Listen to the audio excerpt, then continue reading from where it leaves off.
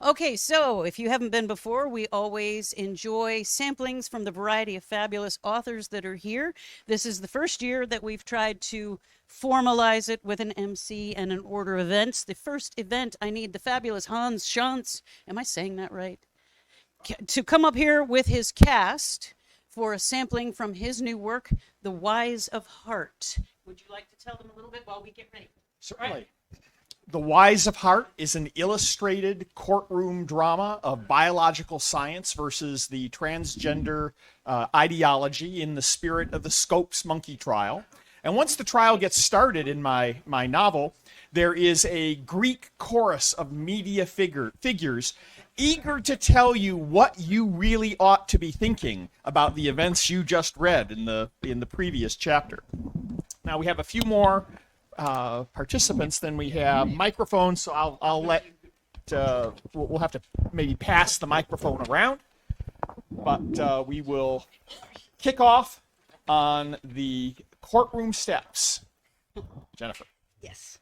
After Senator Castillo brilliantly shot down defense attempts to introduce evidence from a known transphobe and so-called detransitioning expert, we're told the transphobe teacher, Michael Andrews himself, may be taking the stand in his own defense later today, where he can be cross-examined, so we can find out how a teacher entrusted with the welfare of our students could be so lacking in empathy. Stay tuned to the Good Morning News for our continuing live coverage of the Andrews transphobia trial after these brief messages from our sponsors. Yo, Zoomers, what's up? Zoomcaster here, back with another update from the courtroom. Yesterday was a wild ride. Seemed like something out of a double cross at the trial. Our man Travis Roxy put Professor Buckman on the stand to give expert testimony to the state. But then Roxy flip-flopped and is trying to keep Travis from introducing testimony from his own expert witness. This morning, we're going to be finding out how Judge Connor untangles that mess. So stay right here with your boys, Zoomcaster, and like and subscribe.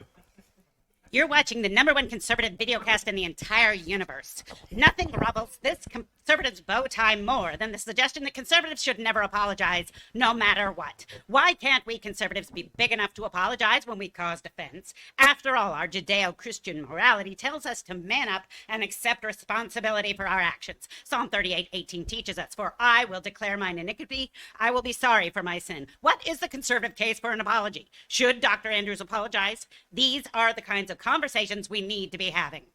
The tension continues to build here at the Andrews transphobia trial.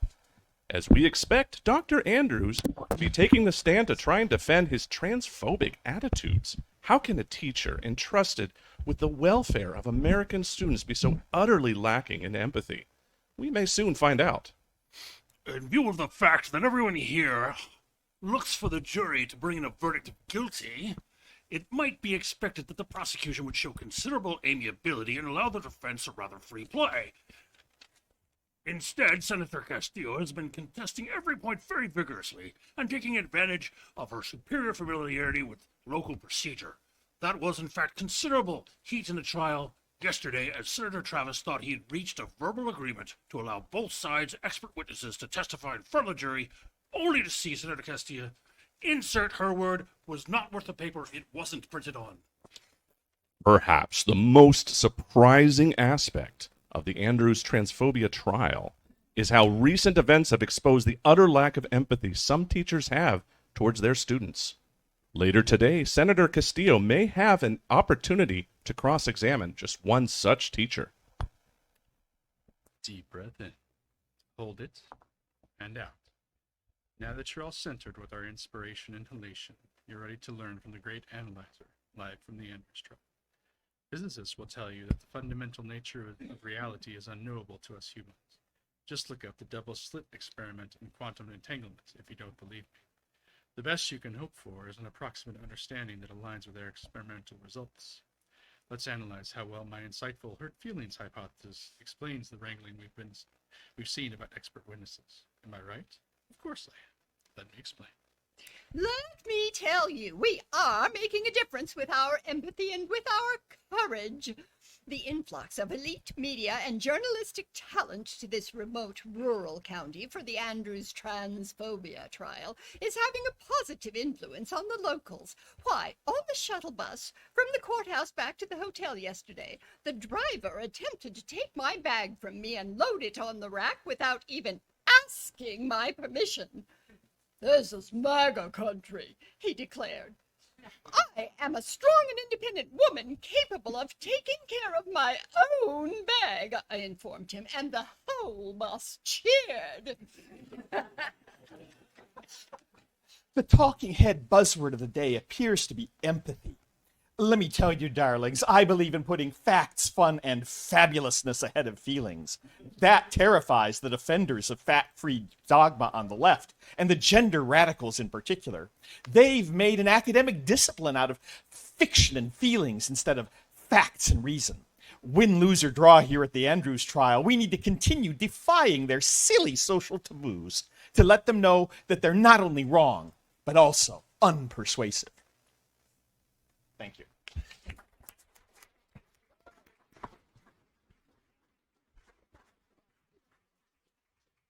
Okay, next up we have Barn Law veteran and award-winning author of the Aristillus books, the fabulous Travis Corcoran.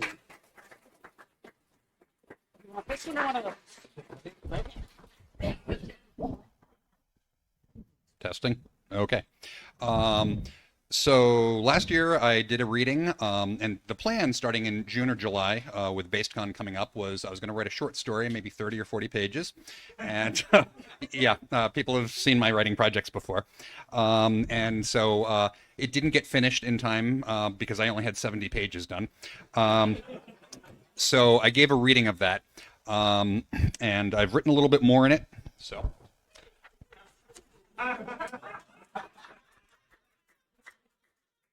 Thank you. I'll read just a page or so. And those who were here last year have heard this page, but I've got more after this. This is the true story of the time that the Aristillus Engineering Club, that's me, Stevie, and 6 other guys, decided to find a way to the center of Mars. Well, okay, that's an exaggeration. Not really the center of Mars, which is 3,390 kilometers straight down, but into the basement of the city, which is 1 kilometer down. Not quite as impressive, I guess, but it's still kind of audacious. How it started was like this. It was just another day in the Aristillus Engineering Club headquarters, although according to Vic, we'd renamed the club Aristillus Engineering and Infrastructure Research Society at the last meeting, but according to me, the vote was illegitimate because we hadn't had a quorum, so there was some ambiguity around what exactly we were called. By just another day, I mean that 5 of us were hanging around in our hackerspace/clubhouse. We've got a few folding tables donated by various local businesses, a soldering station with an oscilloscope and a circuit analyzer, a 3D printer, a workbench and tool chest where Tiny keeps his hand tools, and a lathe and milling machine that he's building. The hackerspace is in an empty storefront that Vic's father owns. It's part of a cluster of 6 storefronts on the second level of a sea-sized tunnel. Oh, about the tunnel part. Did I mention that all of this took place in the tunnels of Aristillus, which is an underground city on Mars? Actually, Aristillus used to be in the moon. That's Earth's moon. But then there was the War of Terran aggression and the long trek, and, well, it's a long story, and it all happened a long time ago, so we don't need to get into it here. But, like I was saying, the way it started was that we were hanging around the Aristillus Engineering Club house, doing various projects, or just reading books, which is how most of our adventures start, come to think of it. We should do something. So anyway, that's that. Like I said, there's good news and bad news. The bad news is the book is not out yet. There'll be a Kickstarter later in the year. The good news is that I bought 50 numbered pre-release copies just for BasedCon, and they're in the other room and they're for sale. So I think we're down about 10 or 12, so there's about 38 left. So if you want one, there they are. Oh, and Rob was saying earlier that bad publicity is still good publicity. And for those who don't already know me, I've got a few quotes on the back of my book. About Travis Corcoran. I'm sure that this can be justified as your lovely American free speech, not hate speech or malicious communication. And yes, I'm sure Corcoran has a perfect right to say it and all that shit. Guess what? I have a perfect right not to like it and a right not to be associated with the nutter who spews it. Warren Ellis, author of Transmetropolitan. Stupid, ill-advised, and frankly immoral. Radley Balco, former Huffington Post writer. Finally, how is Travis Corcoran still a free man? The daily costs. Do I have time for another page? Can I read one more page? Oh, sure. Great. And Daniel Humphreys is here in the audience, and he wrote a great series, Z-Day, which is a new take on the zombie genre. It's a technological one, and I think he wrote 3 novels in the main series. He also put together a short story collection, which is a thing that authors are doing, and I know that Rob made some good money doing that with Mammon.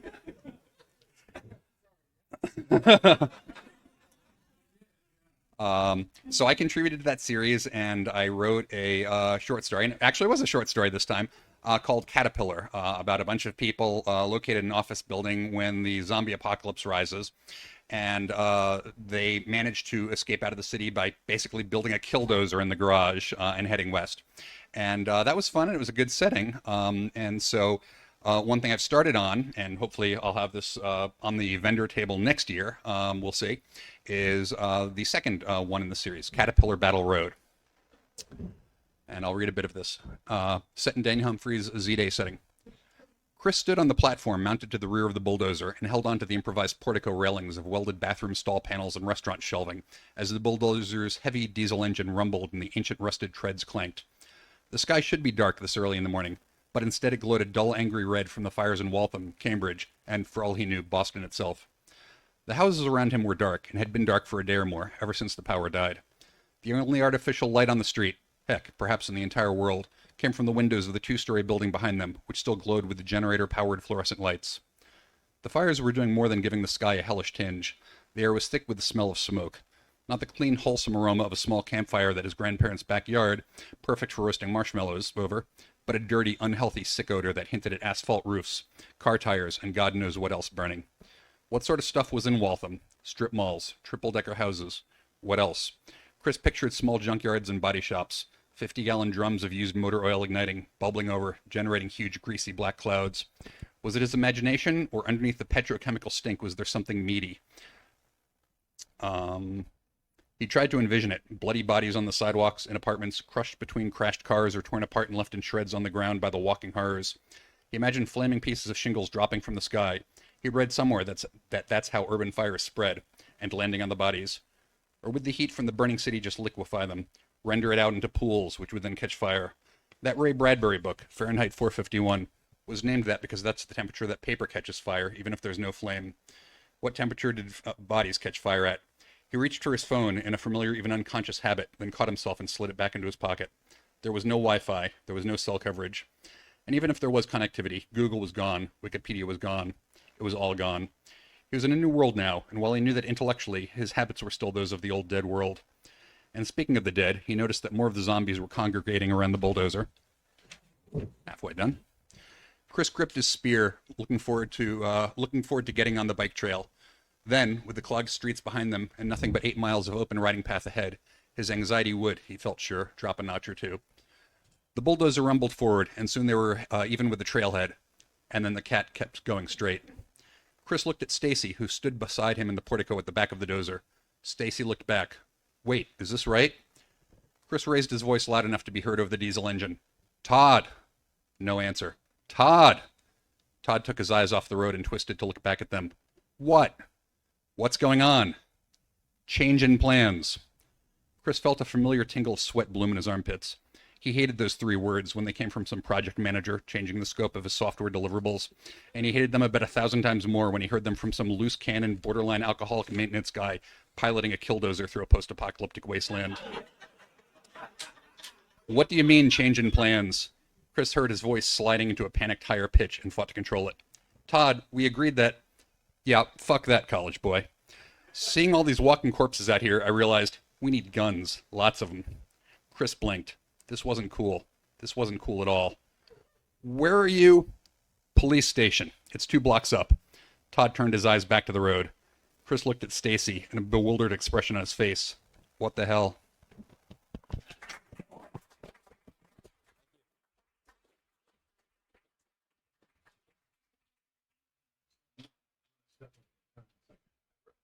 There's Like you're the boss. I know. There's something that I forgot. I lost Bill. Oh, there you are. I forgot to mention that. I forgot to mention that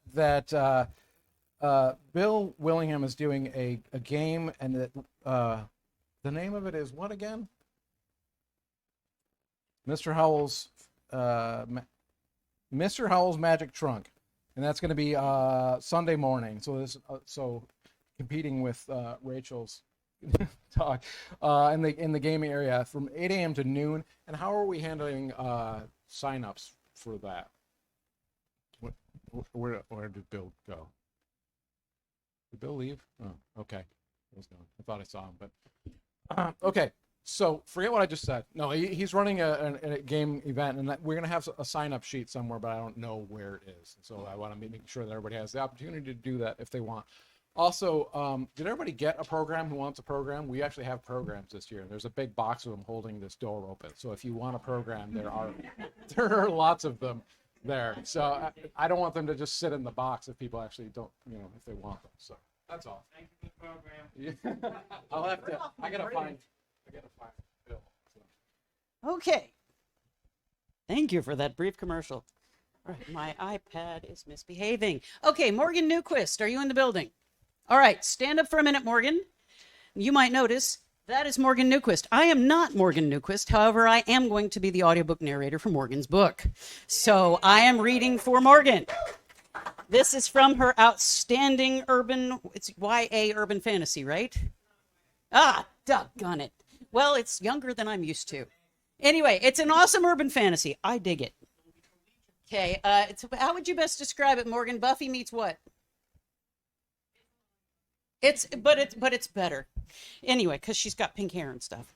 Okay, so dusk had come and gone before the tale. I can read professionally, really, I can. Dusk had come and gone before the telltale clinking of the monster and his chains drifted across the yard. The small porch light flickered and dimmed. Only the moon, the screen of Amelia's e-reader, and the glowing flame eyes of the wolf creature remained as all the outside lights died. "He's here," Amelia whispered, her throat seizing up. She'd never get used to facing a monster like this, no matter how many times it happened. Kai rolled his eyes at her, informing him of something he already knew. Of course he did. He has better ears than me. I bet he heard it coming a mile off. "A trap. How industrious of you." The wolfman's voice drifted across the yard. Crickets and toads alike fell silent at the unnatural growl of it. The night became deadly quiet. The earth creatures knew this terrible beast was not from their world, and they fled from it, down to the tiniest snails and worms. The crunching and twisting sound of the beast's transformation echoed through the air. He shifted to his humanoid form in the shadows underneath the trees, where they could not see him. Amelia swallowed roughly as her stomach flopped at the sounds again. At least she didn't have to see it this time.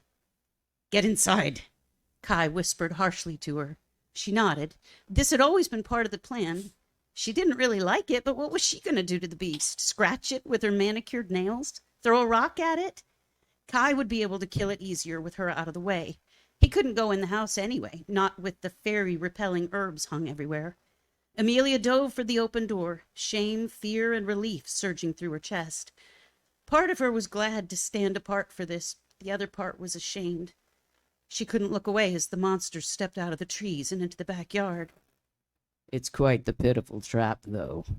I can smell the boxwood from here. I'm sure it makes your skin crawl too, Seely."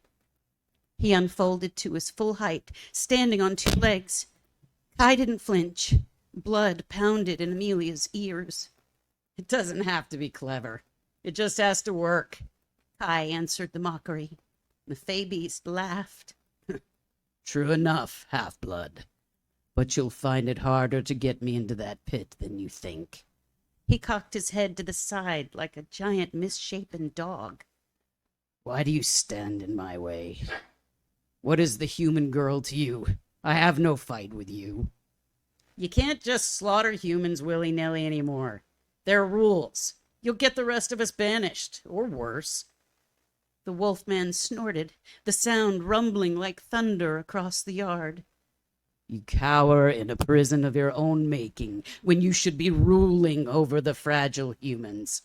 I'm ashamed that you even call yourself Fey." "Yeah, well, get in line. My family's only been using that one on me for decades." Kai lit up a small ball of fire, tossing it from hand to hand, continuing to look uninterested.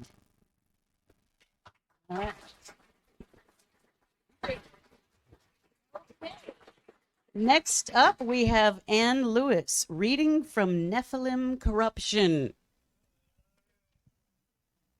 And I'm going to start giving advance warning too. So next year I will do better with the planning. Michael Kirby will be after Ann Lewis. So get ready, Michael. I want one of those. Okie dokie. That's cool. Now, this book has an interesting history. It has been out, and then the publisher went out of business. Then it was out again, and the publisher went out of business. And so now it is with a third publisher, and it will be out next year with a trilogy. So this is the first book in the trilogy. So Russ Newquist should probably recognize it.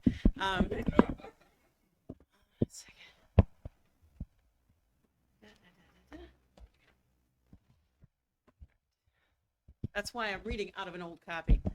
All right. Saul Taylor, is it, from Rockland County, New York? Air Force Colonel R. Fabian, according to his name badge, glanced at a set of papers in his hands. Copies of Saul's driver's license, his social network profiles. Saul hadn't carried them with him. The U.S. military was good at finding things. Tell me one more time how you ended up out in the woods outside our base. His steely gray eyes met Saul's over the top of the papers. Saul flinched, shuffling his black sneakers on the slate tile floor. He glanced around at the equally drab beige walls. The tone of the officer's voice was calm, but he projected sharp suspicion. Dressed in stiff blue Air Force uniform, the military man leaned, half sitting against his desk. He looked casual, but Saul knew better. Saul wiped his sweating palms on his blue jumpsuit. They'd been at this all night. How much longer did the man plan to go on? I told Captain Harris earlier. Tell us again. This was a growl. Saul swallowed hard. Nothing to say? We found you in the Pine Barrens, not far from a strange spacecraft near the wreckage of another very large space vessel of similar origin. What can you tell us about that? Nothing. No? No. Why not? Saul exhaled slowly. Like I said to the captain before, if I told you, you probably wouldn't believe me. Really? The colonel set the documents on his desk and pinned him with a cool gaze. Try me. Saul cringed. How many times would he be asked this question? How should he answer? He didn't have his father's skill to plant a suggestion in someone's head. If he told the truth, his dad could come after them. I'm waiting. I was kidnapped by aliens and taken to their ship where they ran tests on me. That's old. The colonel's lips turned upward slightly in a cold, humorless smile. You don't expect me to buy it, do you? Saul thrust his hand toward the door in an exasperated gesture. Look at that ship, okay? Tell me it's something you recognize. It's made of plant matter. That's not human technology, right? I doubt the Chinese could come up with anything like it. How do you know what the ship was made of? Colonel Fabian's eyes narrowed. They told me. I mean, it didn't look like metal, so I asked. Uh-huh. Fabian stood and took a manila folder off the desk. Opening it, he eyed the contents within. Let's see. Your father is Jacob Taylor, business owner in Rockland County, stock trading. Mother is, or was, Antonia Pangala Taylor, media consultant. Died of a brain tumor last year. Sorry to hear about that. Saul looked down. Thanks. He winced, trying not to remember. His father was angry during the funeral, so angry that he almost started a fight with the priest. Perhaps you should give your father a call and tell him where you're here.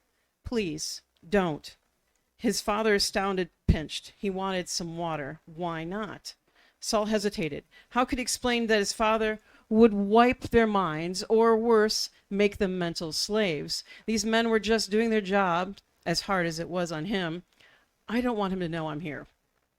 Really? You don't want his help? A lawyer might be valuable, and owning his own stock brokerage, I bet he could afford one. He could, but that was beyond the point. Don't call him, please.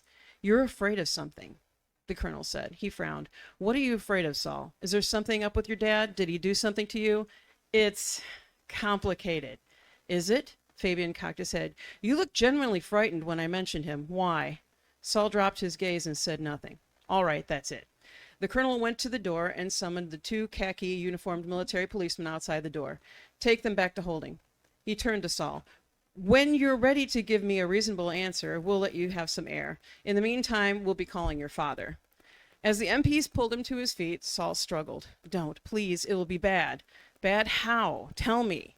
As the MPs placed handcuffs on Saul's wrist, Fabian stepped aside to open the door. I'll give you some time to think about what you want to say. Saul's lips tightened as the MPs dragged him out into the hall. What do I do? Do I let them call Dad? Do I let Dad do what he can do to them? He bowed his head, defeated. Then he thought of Tasia. What about her? Where was she? They hadn't found her, apparently, or they would have said something, or he would have picked it up from their surface thoughts. She was clever, though, and hurt. He hoped she was all right, wherever she was.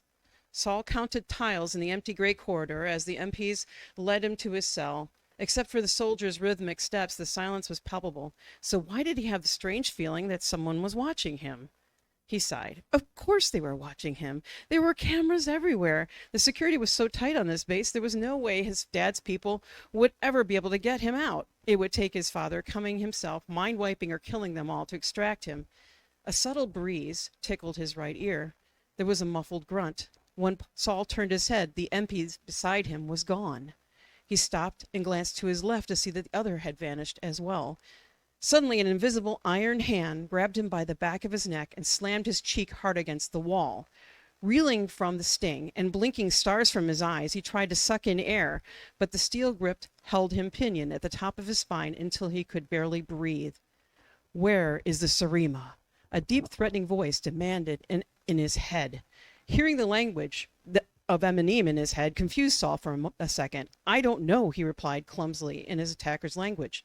A strong hand flung him around so his back was against the wall, and he found himself gazing at a mountain-sized man dressed in black with jet black hair, tawny skin, and dark eyes that were void of emotion. A scar marred his left cheek, making his appearance even more fierce. Over the man's shoulder was a hilt of a weapon, a sword of some sort. Behind him, a darker-skinned man, also dressed in black, with features like a Pashtun, suddenly materialized. Saul could sense the two men were speaking to each other telepathically, although the big man did not turn his chilling gaze away from Saul. You were with the ones who took her, the large man pressed further. I recognize your face. His hand held Saul solidly in place against the wall with minimal effort. Saul swallowed hard. I saw that you were part of the mission to take the Sarima. How? Let's just say, traitor, that I had an interview with your friend Piltar. Saul swallowed. Oh. Now, where is she? His hand clenched Saul's shoulder in a painful pinch. Ow, Saul muttered aloud. I went along to watch the ship, but I didn't go to the palace. After we left the moon, the ship had problems.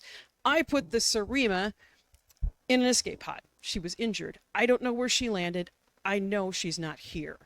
The man glared at him, probing the walls of Saul's spirit for truth. Saul did not resist.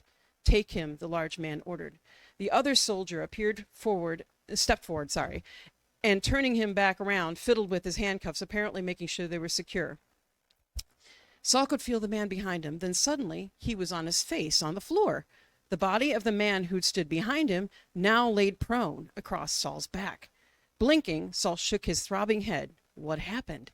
His eyes finally focused a bit, and he saw a large Emanim on one knee nearby, firing an energy pistol. A group of figures approached, barely visible through the cloud of smoke. Other figures in black were there too, around him, firing weapons. But strangely, Saul could hear no sound. Saul turned his head the other direction, but laid it down again in a wave of dizziness. He saw himself looking into the face of the now unconscious, Pashtun-like soldier. Blood was puddling around his form. With a gulp, Saul tried to push the weight of the man's body off his own, but could not. Gasping for air, he turned his head back to the direction of the attack. When their attackers stepped into the area of smoke, Saul's heart thudded in his chest. He wanted to crawl and hide, but could only lie still and tremble. Dragon-like, yet also human-like, and clad in black and purple armor, they could be no one else. Nephilim. They'd come for him, overwhelming his mind with the shock and terror they projected. One of the approaching Nephilim warriors caught sight of the Emanim who'd first confronted Saul. His crimson eyes widened with recognition. Shakan! He cried, and charged at the large Emanim warrior, holding aloft an ebony dagger. Shakan. Saul recognized the word. The Nephilim used it for the guy who'd killed their general. Could it be? The Eminim coined Shakan shot the charging Nephilim several times in the torso, but that did not slow his opponent. Instead, the Nephilim slammed hard into Shakan, knocking him on his back. The two combatants struggled on the floor only a few feet from Saul's face. They both grimaced as they matched each other's strength on strength. From his position on top, the Nephilim pushed his black dagger closer and closer to his adversary's jugular. Suddenly, the knife wielder gaped and recoiled with widened eyes. He rolled away from his rival and sprang to his feet, swaddling madly at himself as if he were on fire. In a way Saul could only describe as casual and yet quick at the same time, the Eminim warrior stood and drew a shining silver curved sword from the black jeweled sheath on his back. This he plunged squarely through the distracted Nephilim's midsection. The sight and smell struck Saul at once. "Oh God," he mumbled and lost consciousness.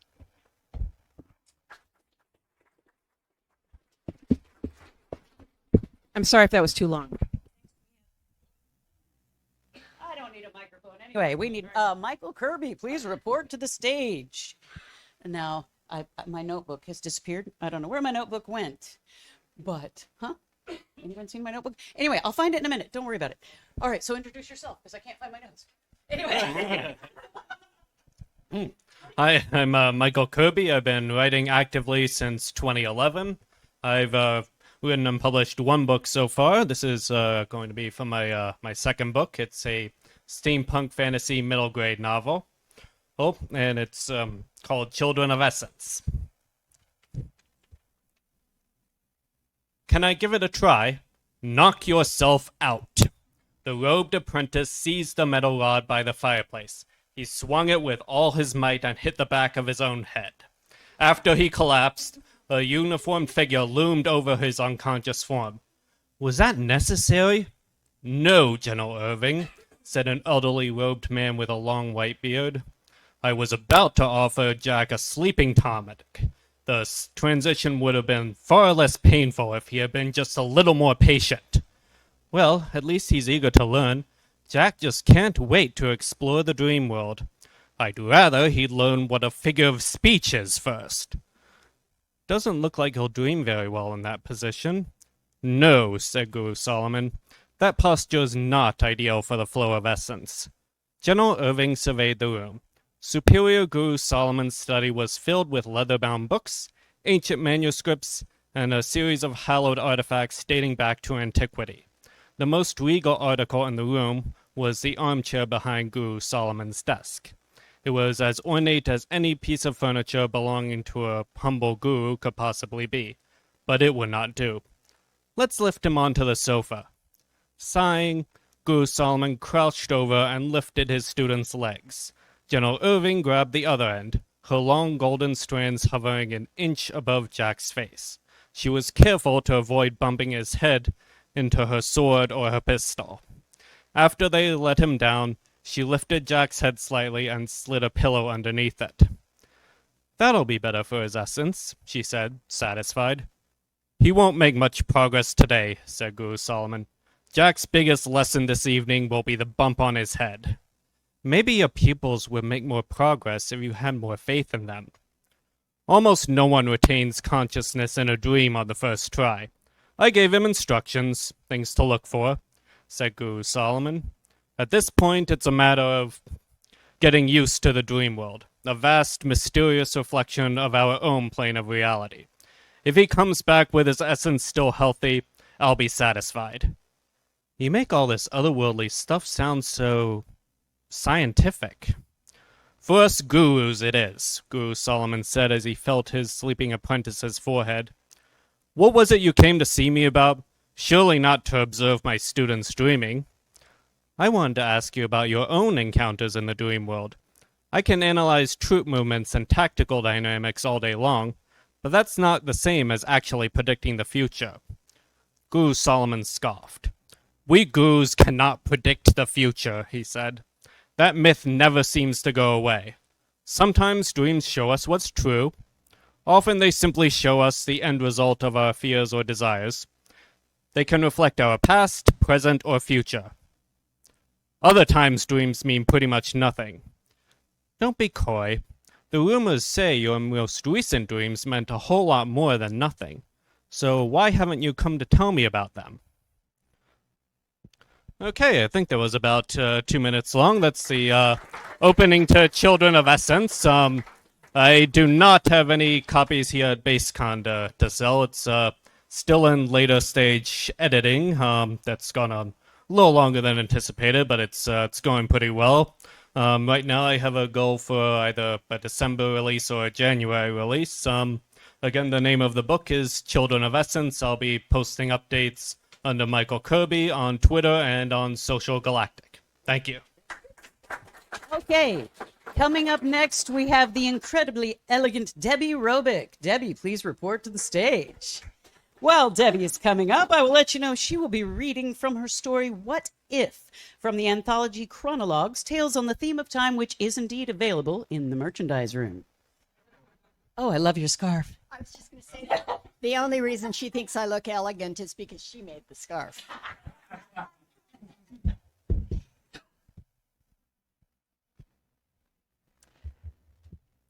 Our book, Chronologues, is a collection of 5 short stories, written one each by the 5 members of a writing group that I've been meeting with for 3 years, I guess now. And it is a wild ride. The only thing that connects the different stories is the theme of time. And my story, What If, talks about how differently would you live your life if, and then the various questions that come up about what you have done and how you've lived. So this is from the beginning of What If. Precisely on my 70th birthday, state agents arrived at the door of my home and handed me a copy of my elder removal warrant. A mere formality, really. A holdover from the old due process days, as my removal was federal law as soon as I hit the magic 7-0. I have since had time to marvel at the improvement in the state's efficiency in handling such administrative business. It has seemed to increase in direct inverse proportion to the removal of individual freedoms, things we used to call rights. Inalienable, my ass. The agents who arrived for my removal were indistinguishable from one another, indeterminately young, beardless, hair slicked back from their foreheads and pulled into neat buns at the napes of their necks, dressed in identical pants, black pants, and white tunics that made them look like dentists to me. I couldn't be sure whether they were male or female and knew better than to ask or signal any uncertainty by a misplaced pronoun. I'm sorry, I dithered, looking at the warrant as if it mattered. I'm not quite ready. I haven't packed. You don't need to pack, one of the agents said. Its voice was as genderless as its features. Under the Equitable Elder Care Act of 2025, all residents of state senior living facilities are provided with everything needed for everyday life for the duration of their care term. It went without saying that the duration of a senior's care term was the rest of their life. I tried not to give any thought to the conspiracy theorists' rumors that the state had applied a very specific use-by date to the term of elder incarceration. And if citizens weren't civic-minded enough to die on their own by that time, well, there were means to ensure the availability of space for the next batch of septuagenarians. Don't ask me how I got wind of such rumors. If the state doesn't know, I'd like to keep it that way. I don't want my expiration date coming any sooner than necessary.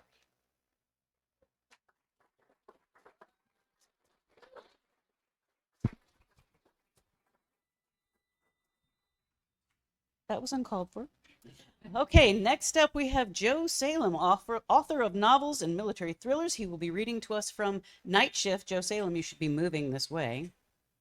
He will be reading to us from Night Shift, which is exploring what happens when a werewolf is loose on an oil rig.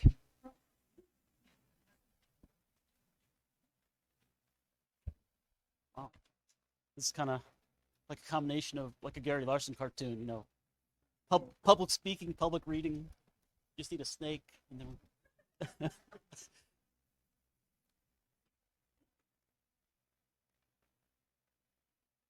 So there's two characters, tiny Louisiana driller, a driller from Louisiana, and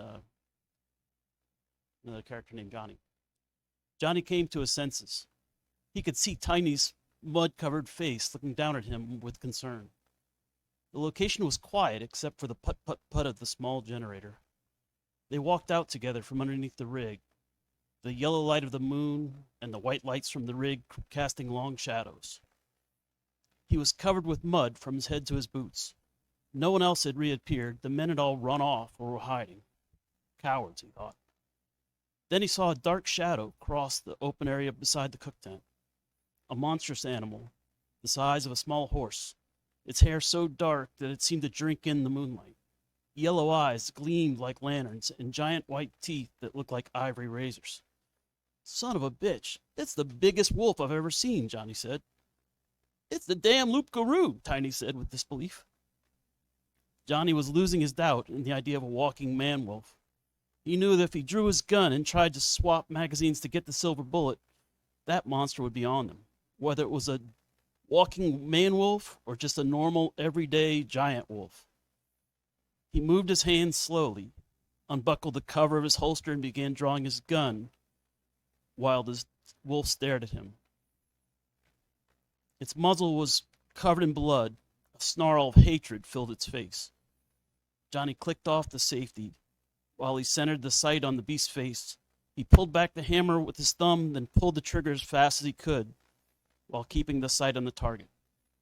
The crash of noise from 7 shots filled the location. By the time he could drop the magazine and reload with the second, the wolf or whatever had been there was gone. Johnny no longer needed the drink to sleep. He knew now he'd done his best. He still did carry his .45 in its trusty Sam Brown belt, and the second magazine held all silver bullets, because you never know what you'll see on the night shift.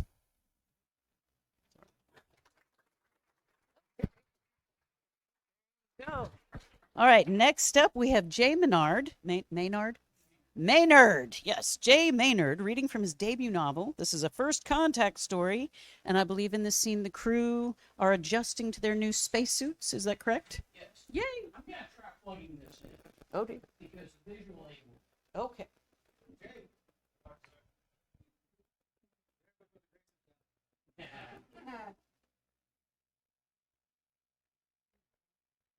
While he's doing that, after Jay, we will have Wally Waltner. So prepare yourself. Oh, you're very conveniently located. Thank you.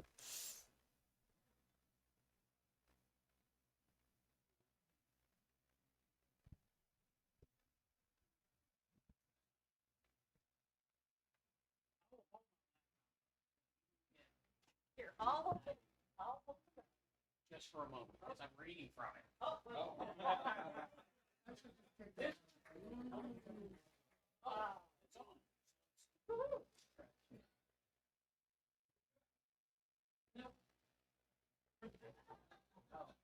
HDMI no signals.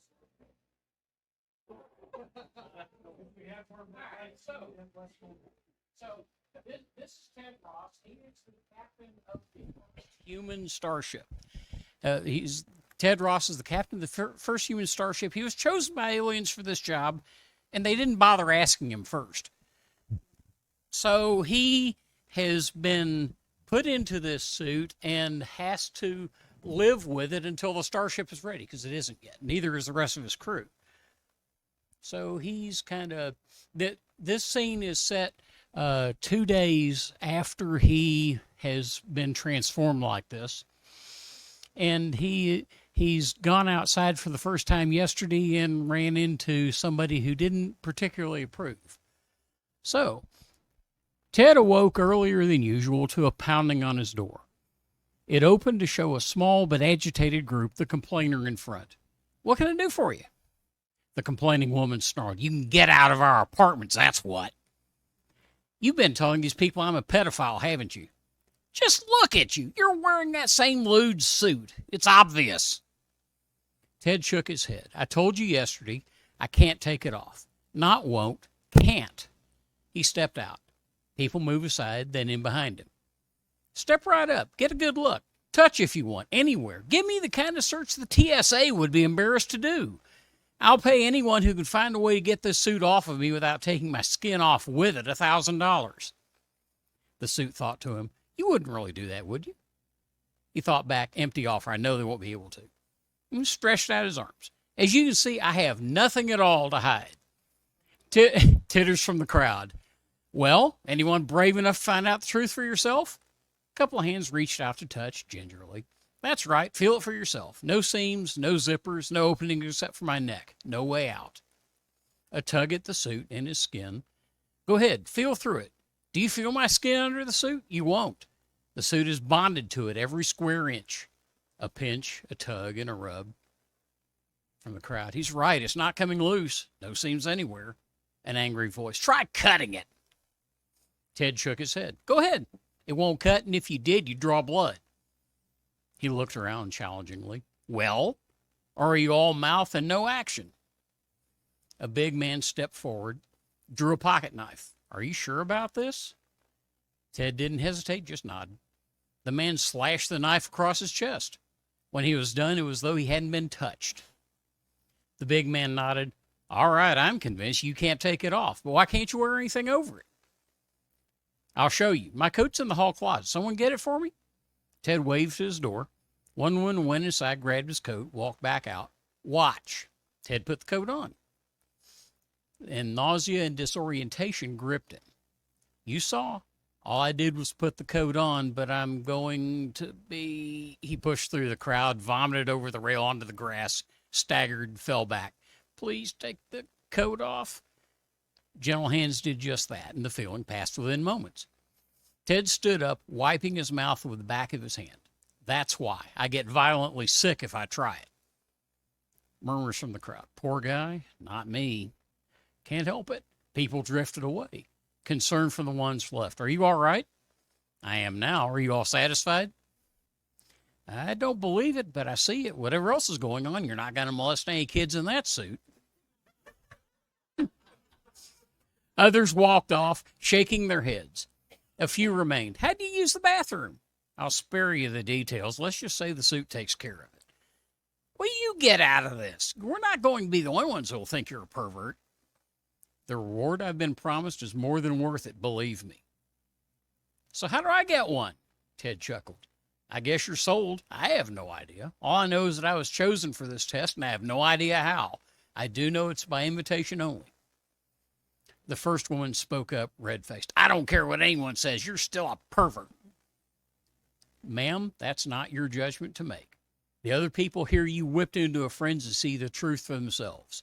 If you refuse to, there's not much I can do about it. In any case, I suggest you keep your slander to yourself. It'll just hurt your own credibility if you keep this up.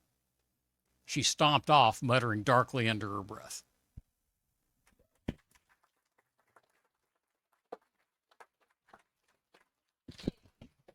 Next up, we have Wally Waltner, a new author who's had 4 short works published by Raconteur Press over the past year. Reading from his military sci-fi short what?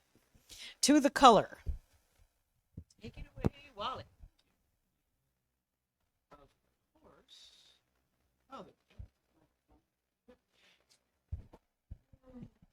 Okay. To the Color.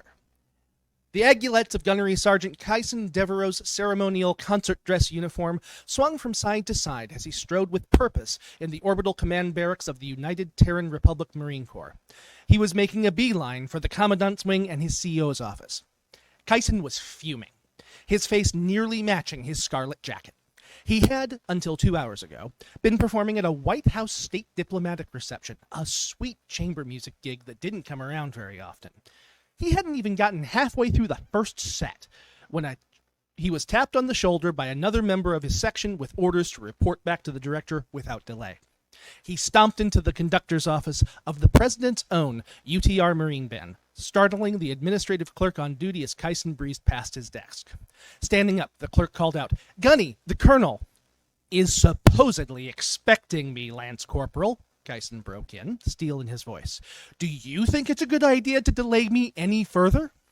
Gunny, she's not alone. She's got a 2-star from MCIA and a half-bird from MARSOC with her. That got Kyson's attention. He turned back to the clerk and gave him an incredulous look. Intelligence and special ops? Are you sure? Affirmative, Gunny. Colonel Nelson wanted me to ensure you were aware before you did anything brash. Kyson took a deep, calming breath. Thank you, Lance Corporal. I had built up a pretty big head of steam there. You had, Gunny. I'll let the Colonel know you're here. Devereaux stood in front of the inner office door for a moment, collecting his thoughts. The situation made little sense. The UTR Marine Band was amongst the oldest professional musical organizations in the world, its lineage going back almost a millennium to the original United States Marine Band. Earning a spot in the President's Own was exceedingly difficult and an exclusive duty.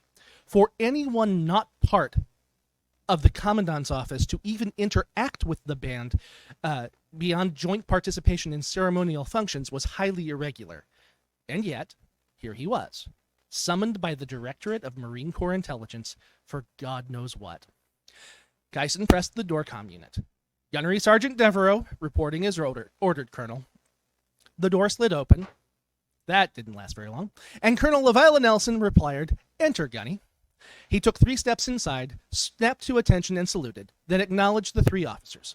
"Sir, ladies." The Major General nodded in acceptance.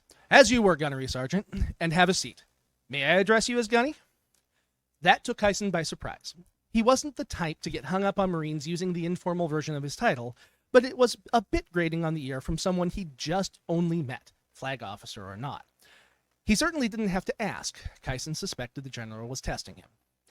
"It is the General's prerogative to address me as he prefers, sir. Most Marines call me Gunny when appropriate." The General nodded, satisfied with the reply.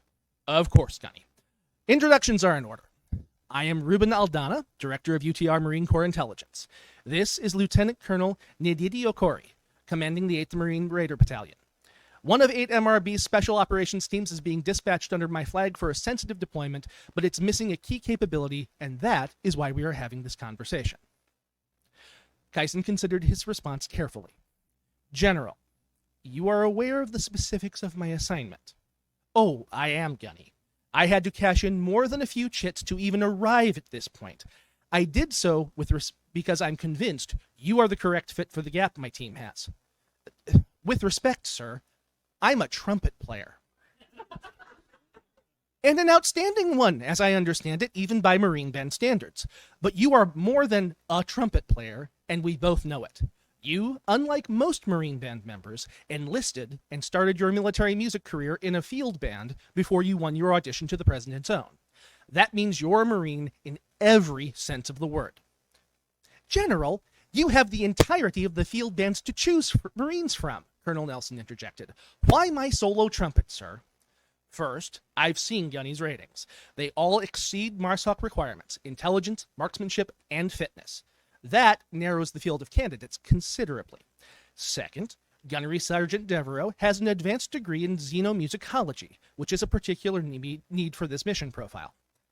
Kyson demurred. "Of what possible use will xenomusicology be to a special operations team?"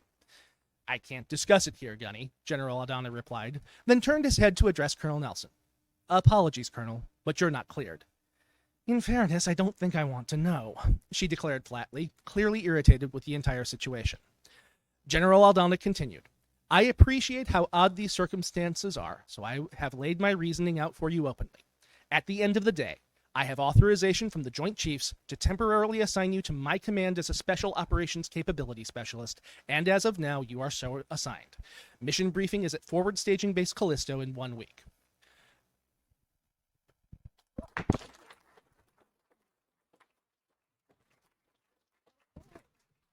Next, we have the erudite and lovely Rachel Fulton Brown, Professor of History, reading from Aurora Borealis.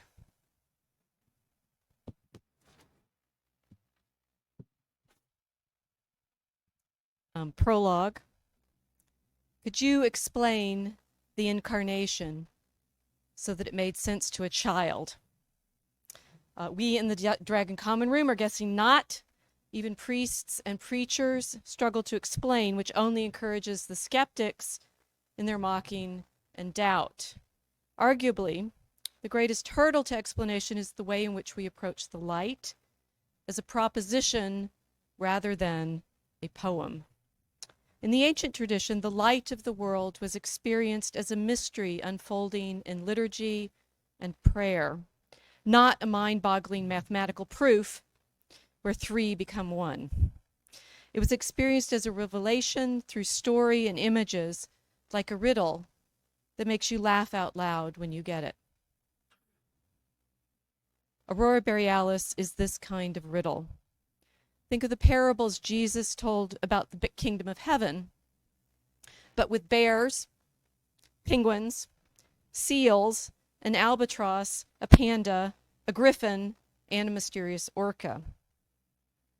Now imagine what it would be like to hunger for the light as something both to see and to eat. What would you give for this story to be real?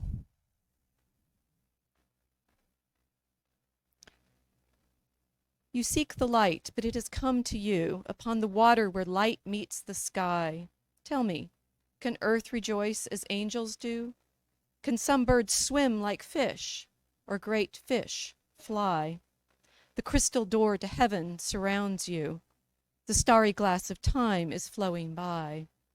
His riddle fell to them as magic dice, their destiny set down upon the ice. The bears began to ruminate his words, but crunches interrupted their deep thoughts. What tasty treats! Such convivial birds, said Yuan with his mouthful. Hits the spot. The mayor and his courtiers gasped, perturbed. The Magellanics cried, "What hast thou wrought? How dare he seize him?" Came great shouts of woe. We welcomed you as friends, but you are foe.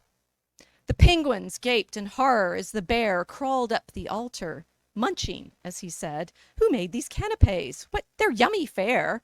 The mayor shook with anger, his wings spread, but Panda did not even feel his stare, so hungry was his soul for their sea bread. When lo, a beast with frightening, flaming jaws swooped down and seized San Yuan in its claws. With fierce accord the penguin's fury stirred. The bears looked up at Panda's fat behind.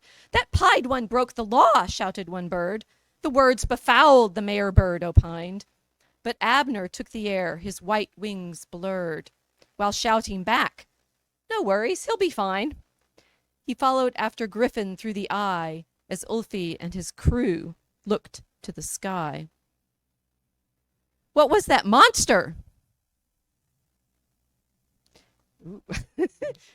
Why'd he grab our friend?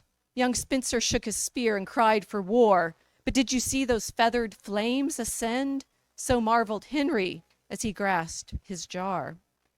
Then Ivan grabbed his glass in mind to ken where Panda had been taken and how far. Ulfilas roared and ran into the square. That beast stole Yuan. We've no time to spare. Spencer prodded at the Magellanics. I saw that beast in color on your wall. The mayor mumbled. It's just symbolic, an image of the light that rules us all. A kidnapper, Ulfilas said with colic. Ivan, through his spyglass, sought the outlaw. I see Abner flying towards that mountain, where sparks of green shoot fire as from a fountain. Bro Panda has been napped and elevated, abducted by a fire beast in the night. Ulfi asked the mayor, aggravated, You claim to be the guardians of the light. Do you know where its nest is situated? The Magellanics answered in great fright. We only know it shines there when we pray. Get off your frigid feet and lead the way.